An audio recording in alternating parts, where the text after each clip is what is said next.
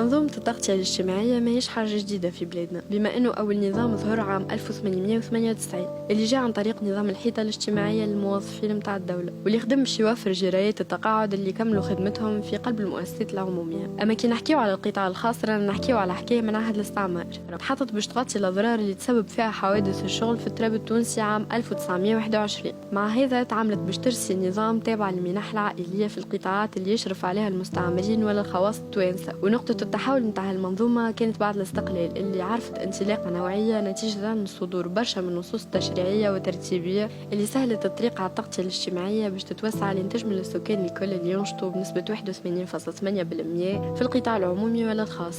باهي باش نفهموا الحكاية بالصحيح لازمنا نفهموا هالمنظومة مليح، ومن هالنقطة نجموا نبداو انه هالمنظومة قائمة باش تحدث نظام ضمان اجتماعي ياخذ بعين الاعتبار القدرات التمويلية لكل فئة مهنية باش تضمن لهم المنافع الاجتماعية كما التغطية الصحية وجرايات التقاعد والتعويض وعلاج الحوادث والأمراض المهنية. أما بالنسبة لهي كلها نجموا نقولوا أنها تتوزع على 3 مؤسسات، واللي هي الصندوق الوطني للتقاعد والحيطة الاجتماعية، واللي يتولى تأمين التغطية الاجتماعية للعوين القطاع الخاص من العروفات لغيرهم اللي يخدموا في مختلف القطاعات.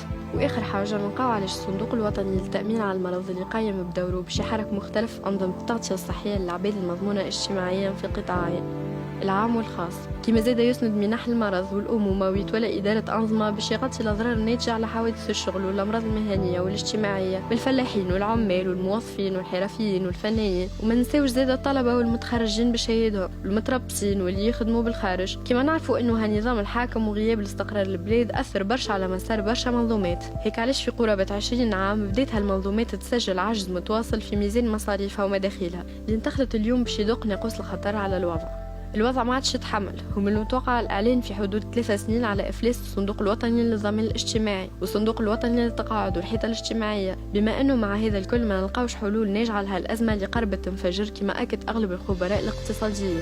وأنه زادها صناديق قاعدة تشهد وضعية مالية تعبة بسبب تآكل السيولة المالية، بسبب تآكل السيولة المالية اللي كان نتيجة الاستعمال لكل الاحتياطات المالية خلي المدخرات اللي مازالت ما تكفيش عامين ولا 3. المصيبة بعد هالعوام وين نحلموا نلقاو رواحنا؟ زعما في هاوية والعالم يمشي قدامنا؟ علاش؟ قداش وصل العجز؟ في بالك انه حجم العجز المالي لصندوق التقاعد والحيطة الاجتماعية وصل عام 2011 قرابة 115 مليون دينار، اللي نخلطوا ل 166 مليون دينار ونزيدوا نطلعوا ل 300 مليون دينار ومن بعد 600 مليون العوام الاخرى. وين ماشي؟ الارقام طايرة. واللي زاد على هذا عجز الصندوق الوطني للضمان الاجتماعي اللي سجل قرابة 800 مليون دينار عام 2015 و900 اخر عامين. والشيء اللي يخلي الكلام يغيب انه متوقع انه يخلط العجز ل 1800 مليون في اواخر 2019. الفلوس ضاعت ولا حياتنا الخاصة وسط هالمنظومة اللي غارقة للكرومة. تو السؤال المطروح شنو الأسباب اللي خلت الوضع ينزف مجروح وتسبب في اختلال التوازن المالي لأنظمة التقاعد؟ من بين هالأسباب نجموا نلاحظوا إنه عدد اللي تقاعدوا على بكري كثروا. كان حكينا على الأسباب الاقتصادية نتيجة لغلق المؤسسات اللي ذكرناها بكري، هذا اللي جاب معاه نفقات ميزال بكري عليها باش تتحملها الصناديق، بما إنه برشا من العمال تم تخريجهم وإحالتهم على التقاعد قبل السن القانوني في القطاع العام والخاص في إطار برنامج معمل باش يعاود يصلح ويطهر المؤسسات العمومية. نزيد مع هذا الانعكاسات المالية نتيجة تدهور المؤشر الديموغرافي، بما أنه عدد المستفيدين ولاو أكثر من المساهمين، معناها ارتفعت نسبة اللي فوق عمرهم 60 عام من مجموع السكان من 5.5% عام 1966 ل 11.7 عام 2015 ومتوقع تخلط 18.2 عام 2030. ونزيدك زيادة أنه من الأسباب الأخرى يلقاو تحسن أمل الحياة عام الولادة من 51% عام 66 ل 75% عام 2015 ومن المتوقع باش يوصل ل 76.9 عام 2030. حتى من العفو التشريعي العام والليلو باي في 23,000 جراية ملزوم يتحملها الصندوق. زيد عليهم انه كلفة العلاج زادت مع تطبيق نظام التأمين على المرض على خاطر القطاع الصحي العمومي مش مؤهل كمل عليها النزوح للعباد المضمون اجتماعيا للمنظومة علاجية خاصة ولا حاجة عادية. خلل ورا خلل المنظومة تتشل وخلى الصندوق الوطني للتأمين على المرض مؤشر قادر انه يتحكم في العلاقة اللي عاقدها مع اللي يقدموا في الخدمات، وخاصة انهم ولاو يمارسوا في برشا ضغوطات كما المطالب متاع المصحات باش يرفعوا في فلوس حصص متاع تصفية الدم، زيد تهديدات الفارماسيات باش يوقفوا الخدمة، وكامل الطب المختصين مش قاعدين يطبقوا في التعريفة الخاصة المتفق عليها بالعيادات. تبعني نكمل نفسر لك. وكمل الطب المختصين مش قاعدين يطبقوا في التعريفة الخاصة المتفق عليها بالعيادات. تبعني نكمل نفسرلك العلة وبنت العلة. اليوم ديون الصندوق الوطني للضمان الاجتماعي في المؤسسات الخاصة وصل ل 4000 مليون دينار، منهم 1500 مليون دينار ما عادش نجموا نرجعوها بعد ما غامت المؤسسات اللي كانت تطالب بها، وبالنسبة لباقي الدين يشمل 940 مليون دينار متاع خطايا التأخير و85.7 مليون دينار متاع المصاريف. وبالنسبة للديون المتخلدة في ذمة المؤجرين في النظام العام ولا في نظام الإجراء ولا في أي قطاع بخلاف متاع الفلاحة قدرت ب 2226 مليون دينار، منهم 1375 مليون دينار المؤسسات الناشطة وقرابة 213 مليون دينار دين على الدولة. هذا الكل خلطنا له. أما عجز هيكل الرقابة باش يواجه التحديات المطروحة على الصندوق حتى يخلص ديونه ولا بالحق، فما مؤسسات قاعدة تواجه وضع اقتصادي صعيب وقاعدة تهدد بالغلق وتطريد الخدامة، ومن هالنقطة يكون المؤسسات السياسية دور. إما عجز في هيكل الرقابة باش يواجه التحديات المطروحة على الصندوق حتى يخلص ديونه ولا بالحق، فما مؤسسات قاعدة تواجه وضع اقتصادي صعيب وقاعدة تهدد بالغرق وتطريد الخدامة، ومن هالنقطة يكون المؤسسات السياسية دور باش تدخل لفايات المؤسسات.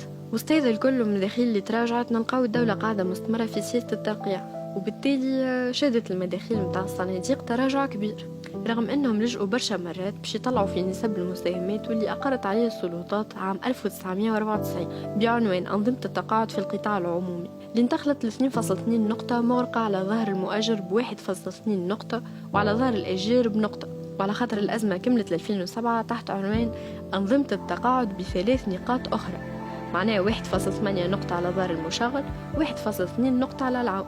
وفي جويلية 2011 زادوا رفعوا بنقطة على المشغل. أما بالنسبة للعام هذا قرر البرلمان زيادة بعنوان التقاعد بنسبة 3%، واللي يتولى فيها المشغل تسديد 2% بداية من النهار الأول للشهر اللي بعده حتى يدخل القانون الجديد حيز التنفيذ، وقت اللي باش ترتفع مساهمة العوان بنسبة 1% بداية من شهر جانفي 2020. وتمثلت هالخيارات وانعكاساتها في المجالات هذه انه تراجعت قدرة الاقتصاد الوطني باش تعمل مواطن شغل جديدة، مع هذا زادت تغلغلت البطالة عند الشباب والمتخرجين.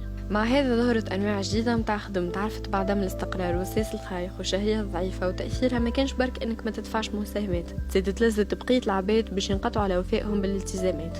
نزيدك زيادة ولا فما هروب من تصريح عند أصحاب الشركات وتصريح بالشهري وتخليص المساهمات في القطاع الخاص. هالانتشار الكبير والسريع للاقتصاد اللي مش منظم، وخاصة بعد 14 جانفي 2014 اللي ولا يساهم بنسبة مرتفعة في الناتج الداخلي الخام، حتى لين بلغت أكثر من 50% عام 2015، وفي نفس العام خلط ل 40%، وهذا أثر على التوازن المالي لهالأنظمة بسبب عدم الانخراط وعدم الدفع. خلاصة حديثنا، هالمنظومة الاجتماعية عبارة على كرهبة إسعاف طايحة طاي، والعبد ما ينجمش في هالبلاد حتى يمرض وهو مطمئن. زعما شنو الحل في وسط هالمنظومة والشلل؟